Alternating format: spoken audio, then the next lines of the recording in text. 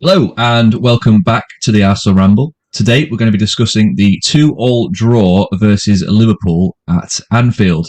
To help me discuss this one, I'm joined by my co-rambler Dom. How are you, buddy? You all right? I'm in kind of two minds about how I'm feeling, really. I'm just trying to compartmentalize what I've just watched, and there's so much to digest from this game. So I'm glad that we're able to do this podcast and talk it through because, you know, the amount of match events that could have swung either way in this game is just incredible. But overall, it's not too bad for an Easter Sunday. How are you doing? Yeah, I'm echoing the same, to be fair. I think it's going to be one of those podcasts where we sort of use it just to help us compartmentalize it all and try and make ourselves feel a little bit better because we're getting so sucked into this title race. We've got to try and look at it from a holistic point of view and whatnot. So, yeah, I'm looking forward to getting into it. And, hopefully we can sort of feel a little bit better at the end of it. But to start off with, should we go through the team sheets? And because it's sort of as we were expecting, really, wasn't it? I think the only sort of question mark was, is Saliba going to be fit? But as we've seen in the training pictures, we haven't really seen him. So we don't know if he's trained. And, you know, Rob Holding started in this game. So was this something that you were worried about coming into the game, or was you fairly optimistic having seen his recent performances for the Arsenal? Yeah, well, I like many Arsenal fans as well. This week, I've been kind of holding a shred of hope that we might have a surprise appearance from Saliba, most notably after Arteta gave that little interview yesterday, saying that there's one player that potentially might be training, but I'm not going to let you know who it is and might be in contention. And then that sent everyone into a crazy whirlwind of, that means Saliba's back, that means Saliba's playing. And then I even saw people cropping pictures of the training photos saying, this definitely looks like Saliba's leg in one of the photos. And it was crazy, just this storm of maybe holding a shred of hope that Saliba might be back. But I do think, you know, if Saliba had come back for maybe one training session, then it's not enough to be able to start away at Anfield, really, especially after an injury. He needs to get back up to speed. So I was more than expecting Holding to start this game. And after, as we say, the last couple of games that he's played, he's been pretty solid throughout those performances. So he's got his chance to start here. And I thought, you know, you've got to trust in him, and hopefully he performs well. Yeah, I think this was probably the exact starting lineup that I thought it would be, to be fair. I guess the only other little one was is Trossard going to play? Because, he's played really well against Liverpool. When he played for Brighton, I think he scored, or at least contributed to 3 goals, didn't he, in that 3-3 draw. So, is he going to play? Is he going to be able to provide something similar in this fixture? But for me, Martinelli is just, you want him, don't you? He's direct and pacey and running at Trent Alexander-Arnold. That is exactly what he doesn't want. I'm not saying Trossard can't do that, but Martinelli's got that and some, you know what I mean? So it was certainly a matchup that I wanted to see. And he's also played well against Trent in the past as well. So it made perfect sense to me to keep Martinelli over on the left instead of Trossard. I guess he can play anywhere across that front three, can't he, Trossard? So it's not just Martinelli's position that's up for grabs, is it? Yeah, that's one thing that I was going to say is that, yes, Trossard would be perfect to play in this sort of game because he's performed so well at Anfield over the last few seasons for Brighton. But you look at those front 3 positions and, you know, none of them are really up for swapping, are they? You can't take Saka out of the team because he's been our best player this season. Jesus, he's just come back and he's just come off a game where he's scored twice and performed really well.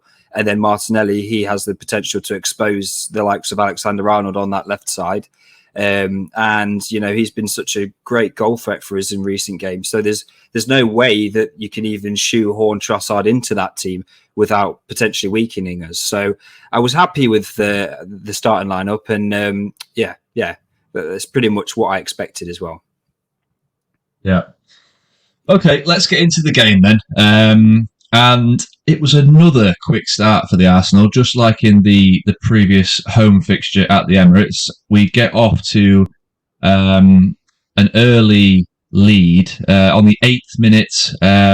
Saka sort of pops out on the line, doesn't he, and causes Robertson to have to change direction really, really quick, and that's caused him to slip over. Saka then drives with the ball, spills the ball out to Martinelli. I think Odegaard gets a little touch on the way in as well. And a clever run, and he just sort of gets a tiny little nick on it, doesn't he, just to take it past Alisson. And again, it was just the perfect start for Arsenal, away from home. And yeah, it was just a brilliant little finish from Martinelli again. Yeah, I think this goal was mainly created by, one, Saka's movement, and then two, Liverpool started to back off and give him that space, which you absolutely can't do to Bukayo Saka. If he's running down that channel, you have to get tight to him, you have to get close to him. But they gave him a little bit of space, and he took that and he accelerated through. And I think there was a little bit of good fortune with how the ball actually fell to Martinelli in the first place, how it nicked its way through. But as you say, Odegaard got a tiny touch on it to help it on its way. And then, you did think that the ball was going to get gobbled up by Alisson, which he normally has a bit more of a advanced starting position, as we see from Ramsdale as well. But Martinelli got there first, and it was a really nice, cute finish, wasn't it? Just to let it nestle in the bottom left-hand corner, and then you're thinking, we've done it again against Liverpool. We've raced into a 1-0 lead, and all things are rosy. Yeah, exactly. These early goals, I should say, are really crucial in these big fixtures because it really can put the dampener on the opposition, and that's kind of exactly what we did. We just sort of kept building on that dominance in the first half, and eventually we got the second. I think it was 20 minutes later. Jesus headed goal. Martinelli does Trent at the opposite side. Full back. This time Trent gets beat by Martinelli, who puts an absolutely perfect cross on Jesus' head, right in between the two centre backs, and finishes brilliantly. And we sort of asserted our dominance and confidently got the two goals that we thoroughly deserved in that opening 30 minutes. So, yeah, another brilliant goal for Arsenal there. Yeah, this is something that we've come accustomed to as football fans, is that Alexander-Arnold, his defensive side of the game, does lack when his offensive side of the game is quite superior. In this moment, he is quite lazy with his defending. He lets Martinelli get the run on him. And it's a greatly timed ball just to send Martinelli down the left. And as you say, the ball in was superb to just get it right between the two centre-backs where Jesus was stood. You'd feel like normally a ball that's floated into the area against the likes of Konate and Van Dijk, Jesus wouldn't have a chance at getting a header. The ball was absolutely deserving of the goal, and Jesus, he finishes. And this is the sort of chance where before the previous game where he netted 2 goals, he probably would have skied it, or he might have got it on target but straight at the keeper. But you feel like now that Jesus has finally scored, then he's just going to gobble these ones up, and he absolutely did do that. Yeah, he's getting into the right positions, isn't he? He's not like in the Leeds game, for example, he was too underneath the ball, wasn't he? And he couldn't quite direct it on goal. This time he's perfectly in between the two centre backs, and don't get me wrong, it still takes an absolutely quality ball to pick him out. But I think Martinelli had a really good game. I think he was causing them all sorts of problems out there on the left. And one thing we were doing really well, especially in the first half, was those diagonal balls, finding either Martinelli or Saka in acres of space and allowing them to get into these one-on-one positions where they excel. I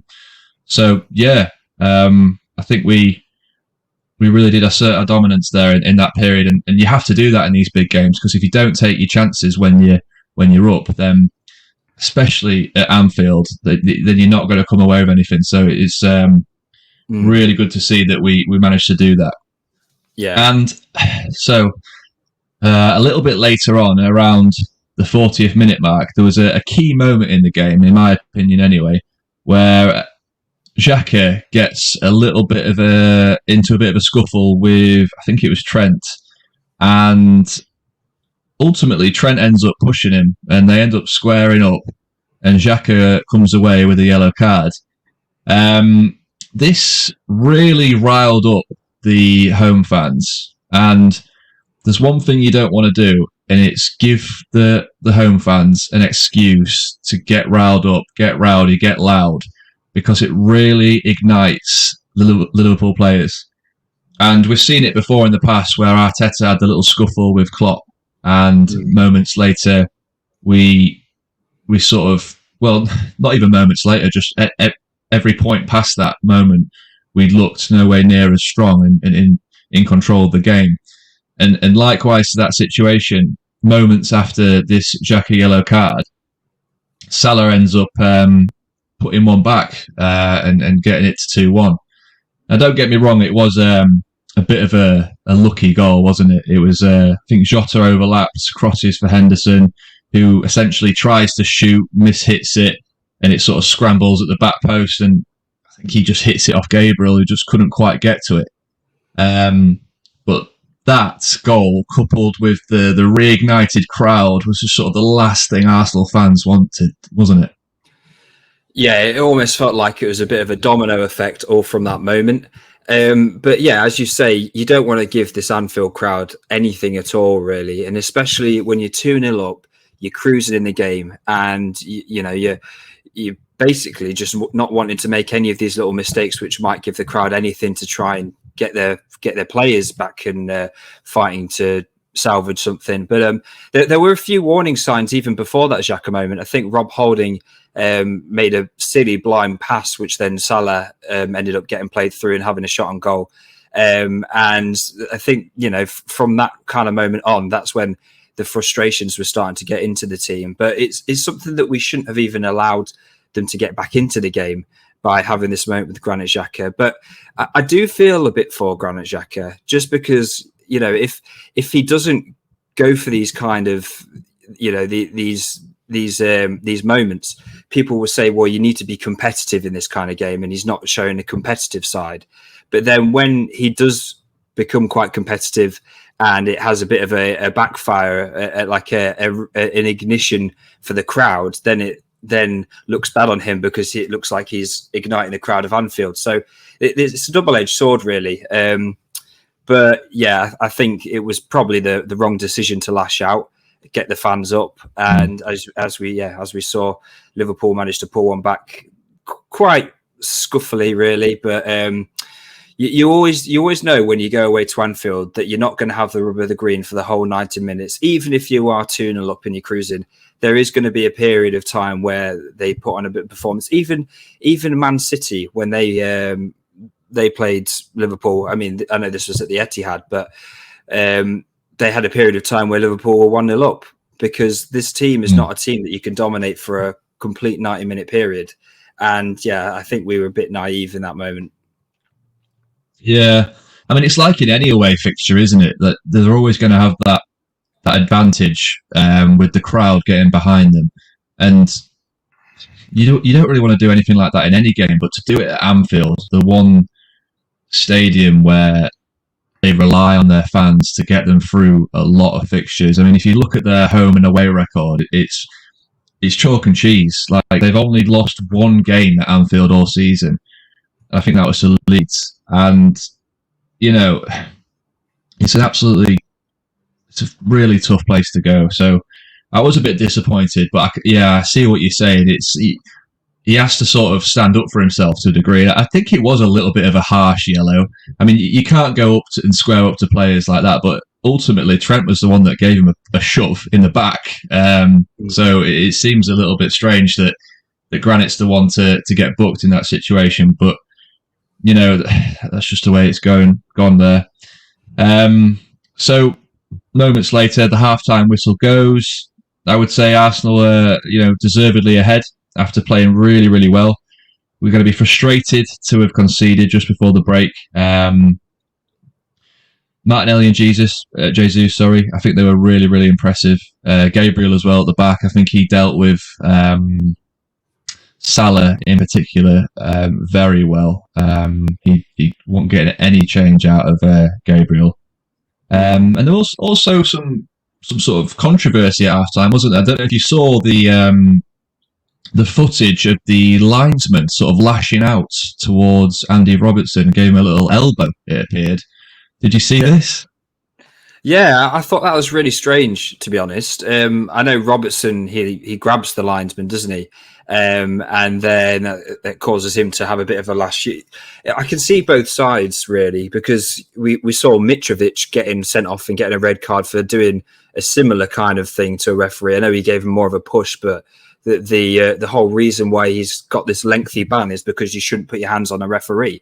So for Robertson to replicate that and do the same, I think he's asking for a bit of trouble. But I think the linesman reacting in the way that he did was also out of order, and I'm pretty sure he's going to have some questions to answer following the game, and maybe have a bit of an inquest into it, because you can't do that as a professional referee. You can't swing an elbow out, even if a player is pressing you. You've got to take control of the situation and maybe card him if he's being too much for dissent or whatever. But you can't lose your rag like that and chuck an elbow out. It's unprofessional, isn't it? But I think it would have been nice if they could have sanctioned Robertson, because I think was he already on a yellow by that point, or no, he got a yellow for that incident, didn't he?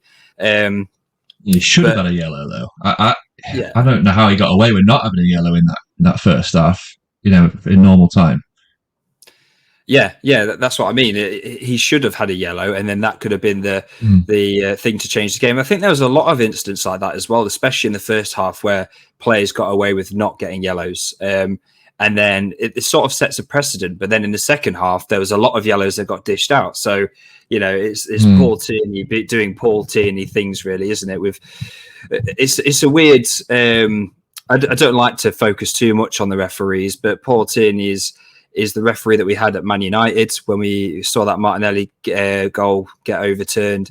I think we've lost the last 5 games that he's refereed or something crazy like that. So, I mean, at least we've changed that statistic, to say the least. But it was a mad moment at halftime. And I'm sure at halftime, Arteta drilled it into the boys, saying, look, don't get drawn in by the occasion.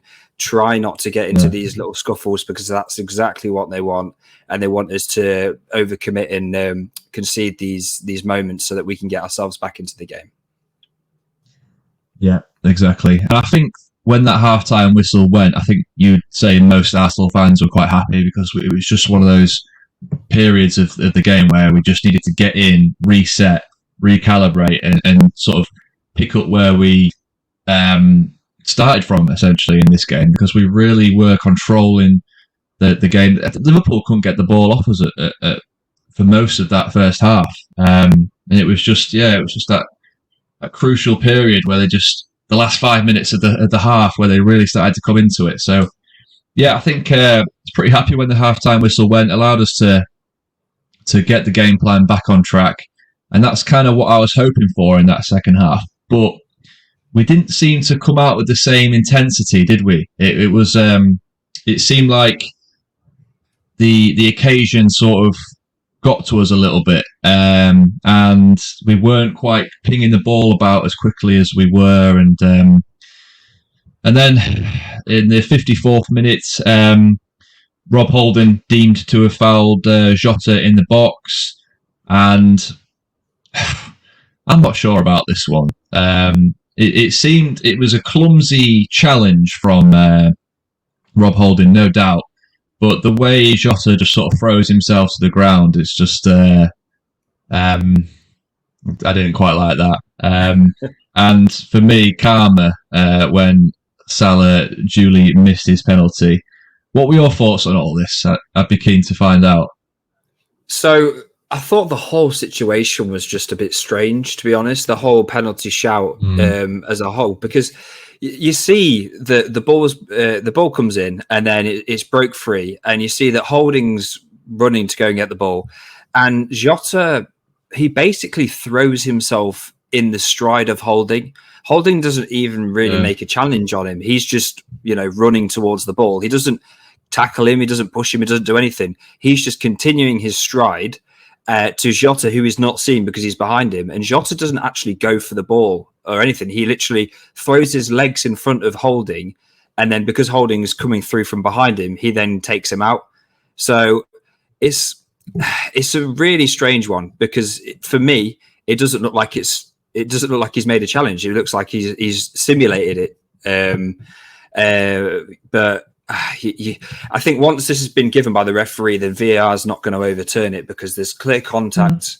And yes, there's clear contact. Yes, it's enough contact to bring him down. But I do think that Jota instigated it and simulated it. So it's difficult. And as you say, I was absolutely fuming that he gave that penalty, and to see it just glide past the post I actually thought he'd scored when he initially shot. I thought, oh, he's nestled that in the corner. And then when I saw it whisk past the post, I was like, oh, wow, this actually might be our day. But that was definitely the start of some warning signs from this game, wasn't it?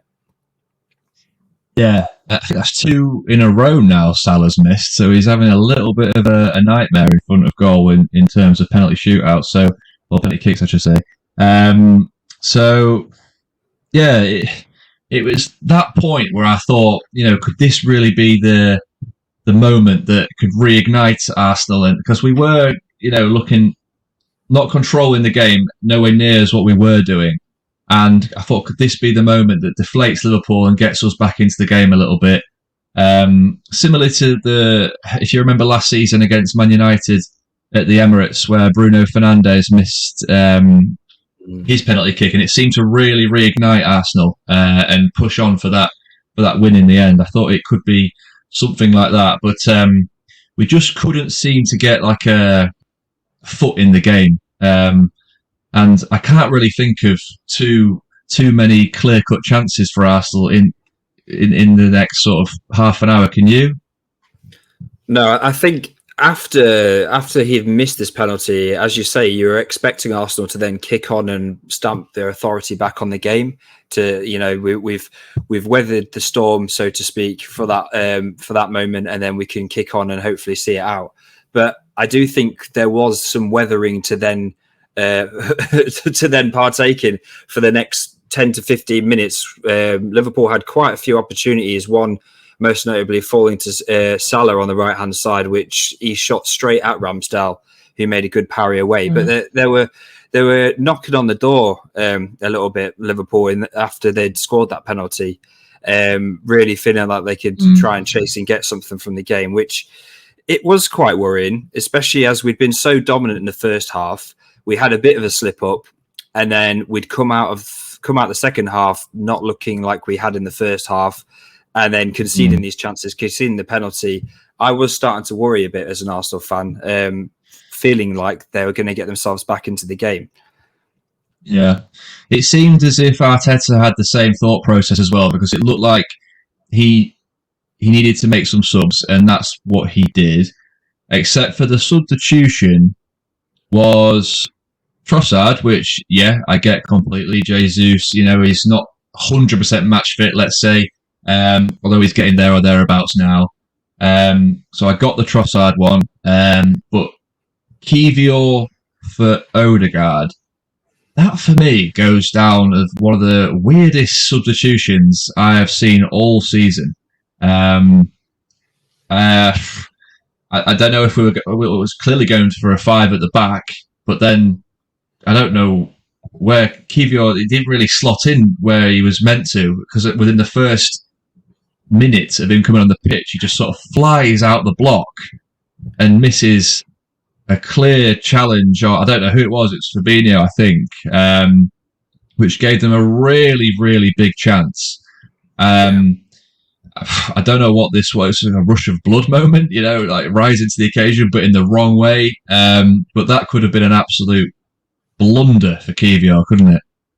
Yeah, and what we've not really seen too much of Kiwior yet, and the time for him to be bled into the team is definitely not the 79th minute at Anfield when you're 2-1 up, and you're conceding a lot of pressure. That's not the best time to also change the shape by taking Odegaard out and then making it a bit more of a negative shape, which it can work in both ways. It's either, you're trying to solidify the defense. However, you're going to concede more possession and more chances because you're basically negating our midfield threat of Odegaard, who I think Odegaard, to be fair, he was pretty good in the first half, but he looked like he was running out of steam by that point.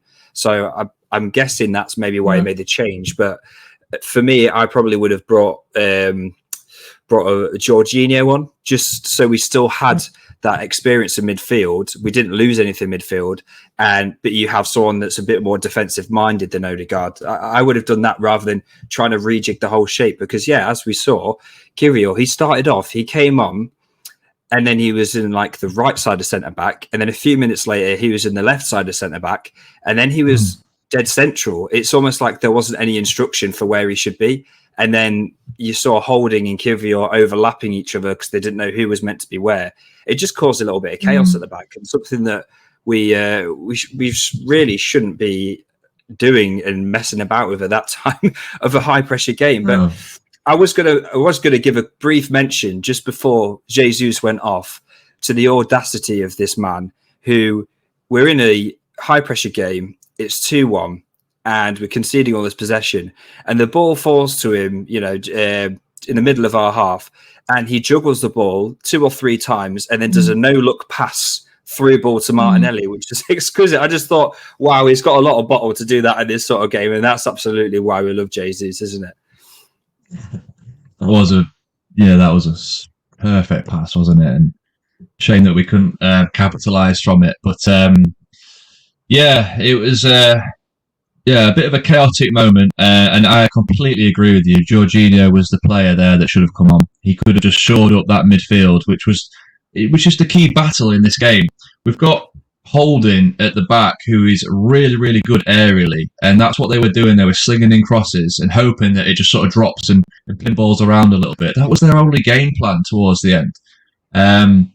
And Gabriel's no slouch in the air either. So I don't think we needed an extra centre-back. It was, if anything, making it more chaotic and making it harder for our centre-backs to be able to get on the end of these things.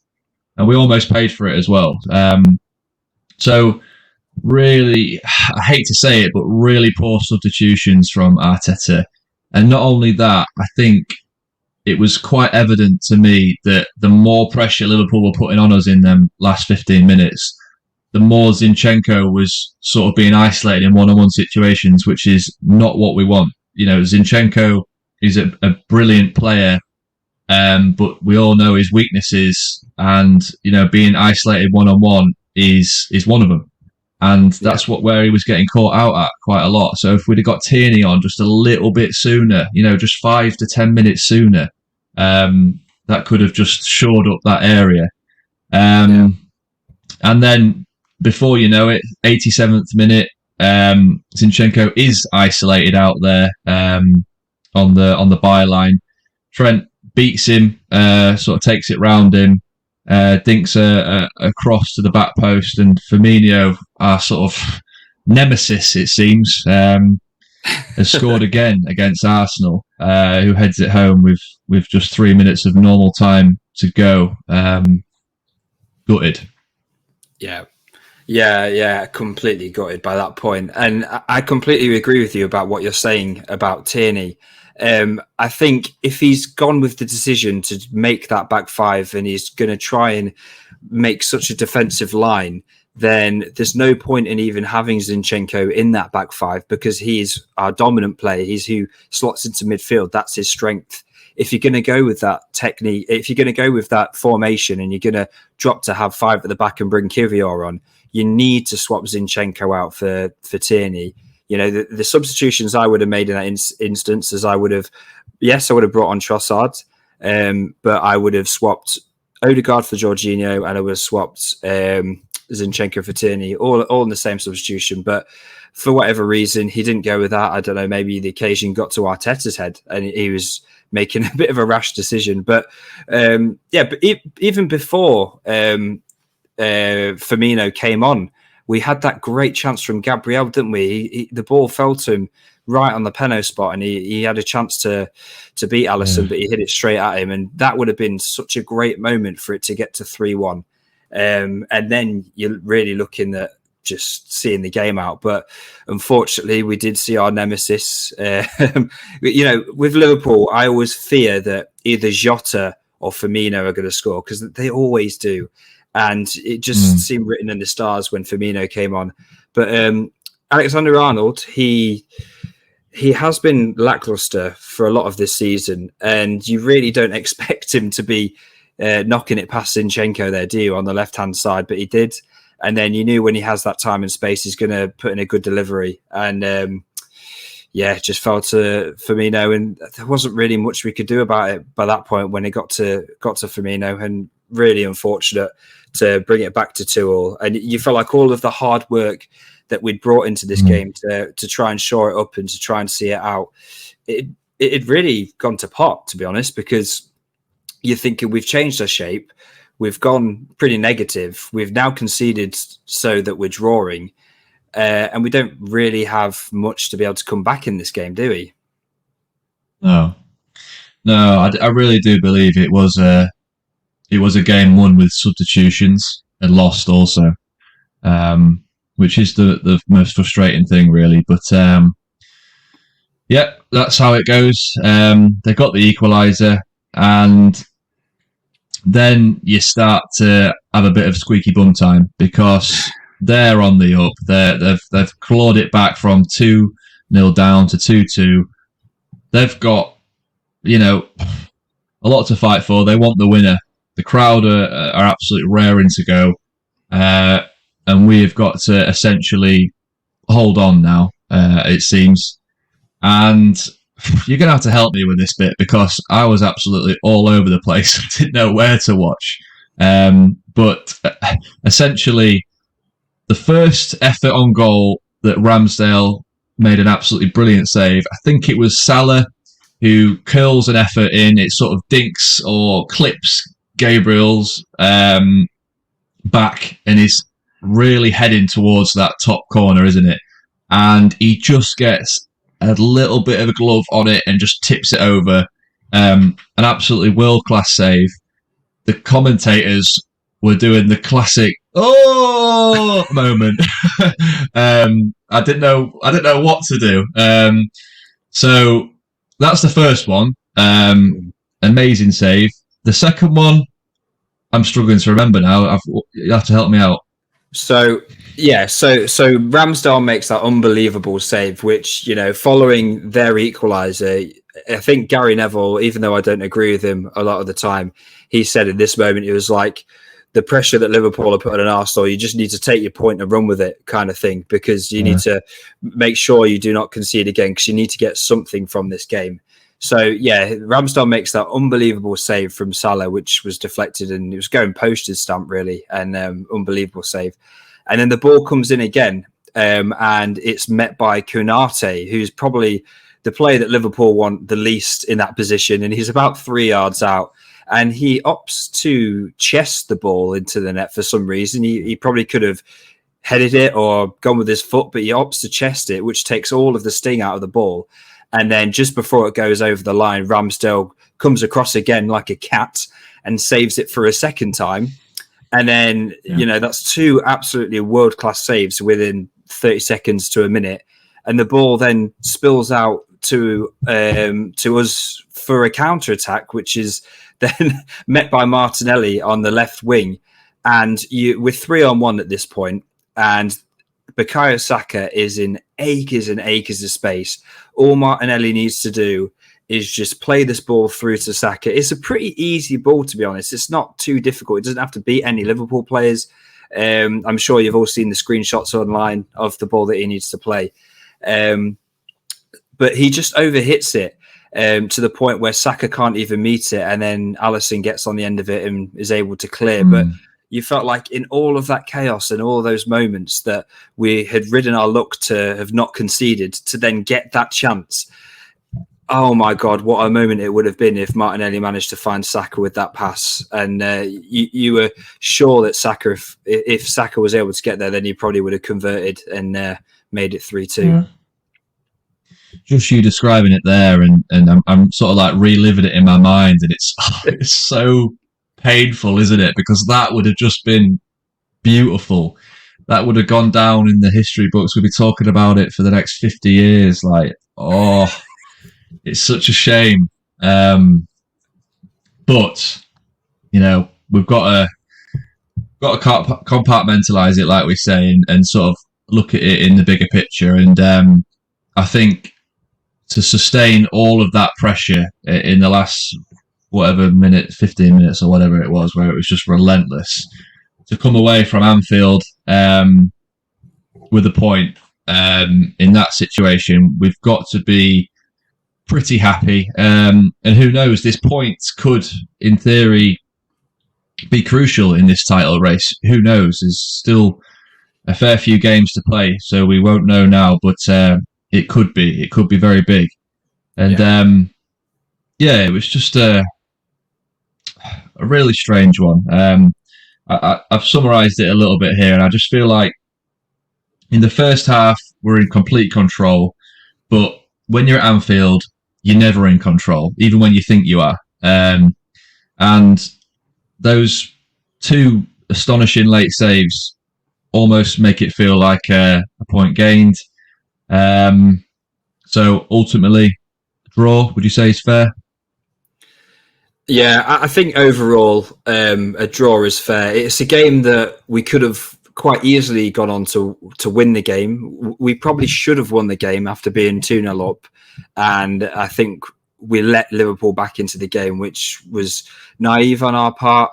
But you're never going to not have Liverpool at least have some opportunities when you're away at Anfield. So I think that was to be expected. So we could have won the game, probably should have won the game, but then when we ended up drawing, we probably should have lost the game at that point after, conceding a penalty, Darwin Nunez being through on goal, which Ramsdale made a great save.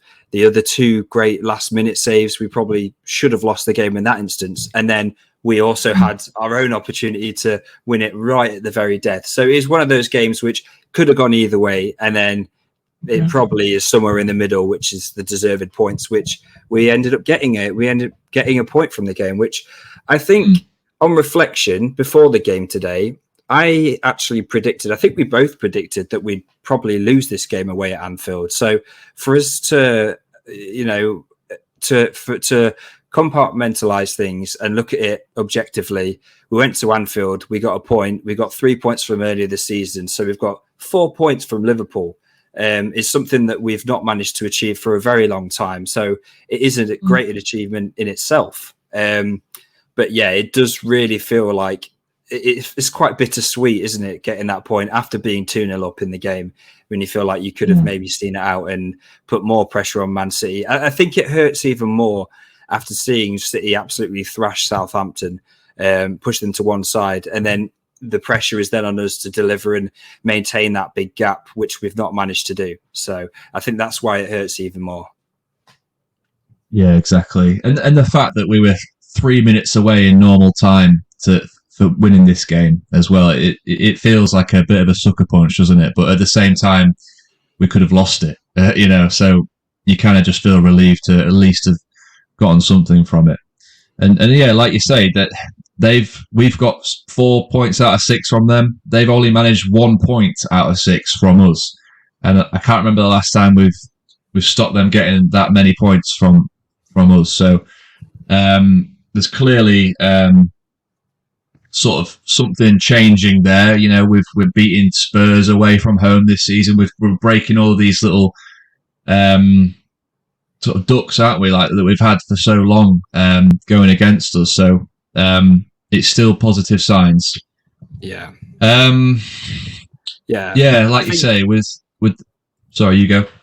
Sorry, what I was just going to add to that is something that we need to remember is the fact that when we've put pressure on teams towards the end of games in this season, there's been so many last-minute winners that we've had against.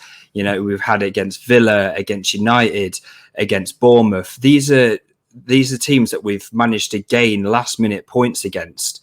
And in this game, it's important to remember that we didn't drop an extra point within the last minutes. We still managed to come out with that 1 point. I know that we unfortunately dropped the extra 2, but it's still a point gain.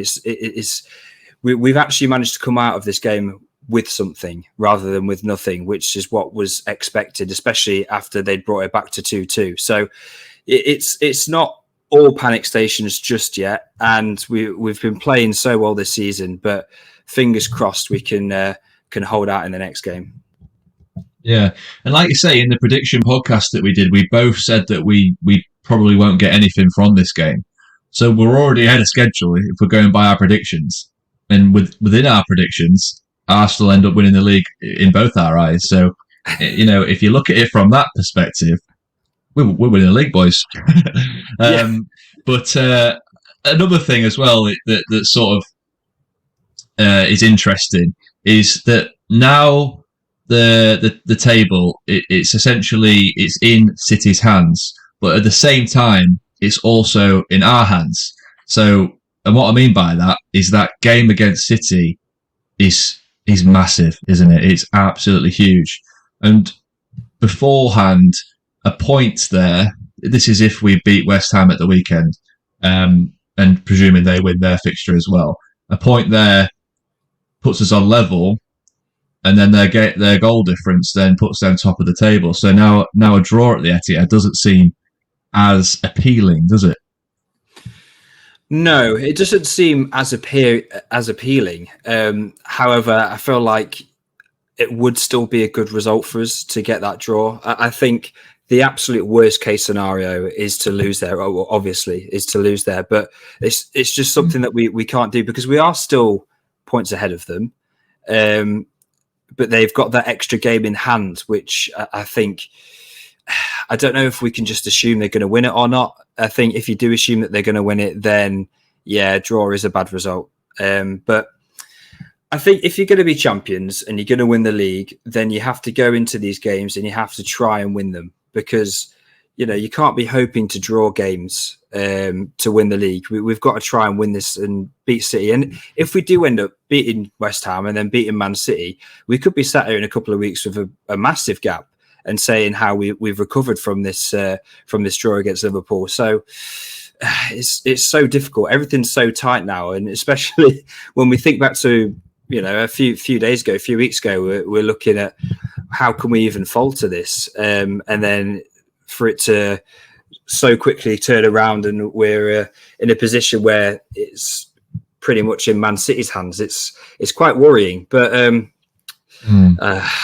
don't really know how my emotions can cope with that game. It's going to be an awful 90 minutes the whole time that we're playing them.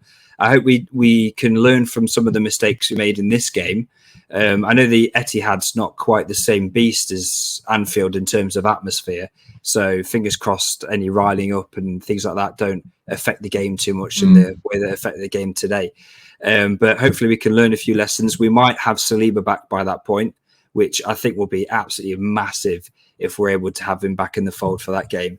And yeah, it would be may the best team win. I think probably winner takes all. Yeah. I mean, this game was nerve-wracking enough. I don't know how we're going to be able to cope with that fixture.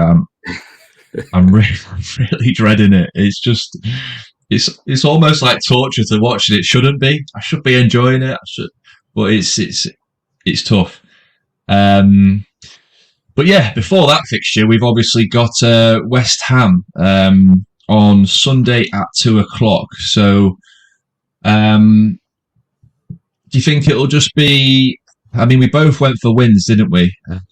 In the predictor, it's away from home, so we're at the London Stadium.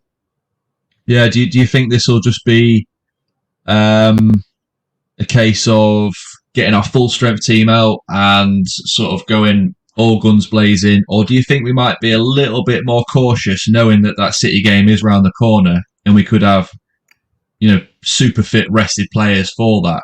Because West Ham aren't in the best of form at the minute. They've recently just got battered. I can't remember who by. Was it Newcastle maybe? So they're not looking great. Couple of injuries here and there as well. So maybe we could afford to rest. Who knows? What are your thoughts on that? For me personally, I would want to rest in any game, really. Coming towards the end of the season, I feel like every 3 points is worth the same as in each game as any. I know it's super important to try and get a great result against City, but I feel like if you lose against West Ham and then beat City, then that's just as bad as beating West Ham and losing against City. So you've got to go out there, you've got to try and win, and you've got to put out your best team to get those 3 points. West Ham, as you say, they've been in pretty bad form, but I think after they did get battered by Newcastle, they beat Southampton, didn't they? So they've won in their last game. So fingers crossed they don't bring that into bring that small form into the game against Arsenal. A team that we've done quite well against, but we've struggled through the fixtures kind of thing, especially away from home because they've been so good in the last few years. But as we've seen this season, they've not really been anywhere near that kind of standard that they set. So I feel like it's a game that we should and will get 3 points in. And it's interesting to see that Man City, they're playing against Leicester City in their next fixture, which is sandwiched between 2 Champions League games against Bayern Munich. So I think if any team is going to rest players, it will probably be them. However, seeing their squad depth and their bench and rotation options, them resting players isn't really resting players, is it? So, yeah, exactly. Yeah, and they could have a bit of a new manager bounce. Leicester, who knows? I think Jesse Marsch is the ex-Leeds manager, is tipped to take the job there at Leicester. So who knows? Maybe they could throw a spanner in the works and really help us out. Yeah, I think we've covered about just everything. Is there anything else you'd like to add before we sign off? No, I can't really think of anything. I think just to summarise today, we went to Anfield, we got a point, albeit after being in a winning position, and we dropped 2 points. But on reflection, it does seem like it's a point gained. And just happy to now have this fixture out of the way, which was looming over us for ages, and to be able to focus on the next and hopefully beat West Ham at the weekend. Brilliant. Okay, so that's it for another episode of the Arsenal Ramble. Like Dom just said, join us for that podcast, the post-match podcast against West Ham. That will be at some point Sunday evening. So until next time, take care. Take care, guys.